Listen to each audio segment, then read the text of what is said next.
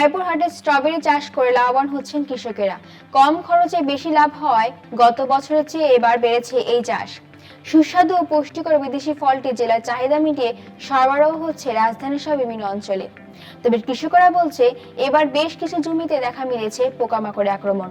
বারবার ওষুধ প্রয়োগ করেও কোনো লাভ হচ্ছে না। কৃষি অফিসারের সঠিক পরামর্শ চেয়েছেন তারা।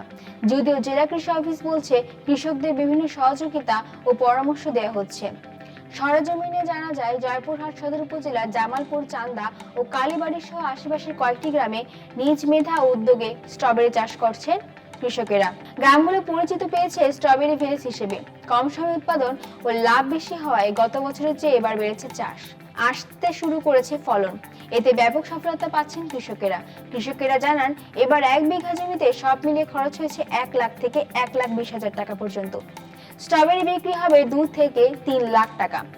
খুচরা বিক্রি হচ্ছে 300 থেকে 400 টাকা কেজি দরে, পাইকারি 250 থেকে 300 টাকা। সুস্বাদু এই ফল প্রতিদিন সরবরাহ হচ্ছে রাজধানীর সহ বিভিন্ন জেলায়। সদর উপজেলার কালীবাড়ি গ্রামের কৃষক আজিজুল ইসলাম বলেন, ধান ও আলু সহ অন্য ফসলের চেয়ে স্ট্রবেরিতে অনেক লাভ। এই গ্রামের অনেক মানুষ এটি চাষ করে স্বাবলম্বী হচ্ছেন। আমরা সকাল থেকে দুপুর পর্যন্ত স্ট্রবেরি সংগ্রহ করি, বাসায় গিয়ে বাছাই করে প্যাকেট করি। বিকালে ব্যবসায়ীরা ট্রাক নিয়ে এসে কিনে নিয়ে যান। পাইকারি 250 থেকে 300 টাকা কেজিতে বিক্রি হচ্ছে। প্রথম দিকে 1000 থেকে 200 থেকে এবং 400 টাকা কেজি বিক্রি হয়েছিল। চান্দা গ্রামের কৃষক আলী আকবর বলেন, প্রায় 8 বছর ধরে স্ট্রবেরি চাষ করছি। এবার 2 বিঘা জমিতে চাষ করেছি। 1 বিঘা জমিতে সর্বোচ্চ 1,20,000 টাকা খরচ হয়। ভালো ফলন হলে 3 লাখ থেকে 4 লাখ টাকা পর্যন্ত বিক্রি হয়। চারা বপনের 50 দিনের মাথায় ফলন আসতে শুরু করে। 1 বিঘায় প্রতিদিন 40 থেকে 50 কেজি ফল সংগ্রহ করা যায়। এতে লাভ ভালো হয়। কালীবাড়ি গ্রামের আরেক কৃষক রুবেল আহমেদ বলেন, এবছর 3 বিঘা জমিতে স্ট্রবেরি চাষ করেছি। আমার জমিতে মাকড় লেগেছে। মাকড় এক ধরনের পোকা যা অনেক ছোট, খালি চোখে দেখা যায় না।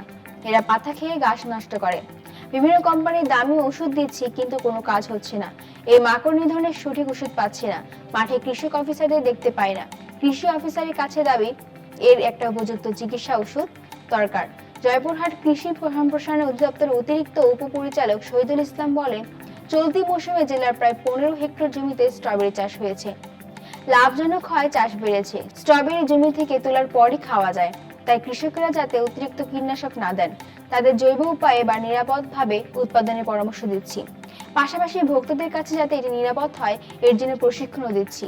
এই চাষ যাতে আগামীতে আরো বাড়ানো যায়, পরামর্শ সহ অন্য সহযোগিতা দেওয়া হচ্ছে।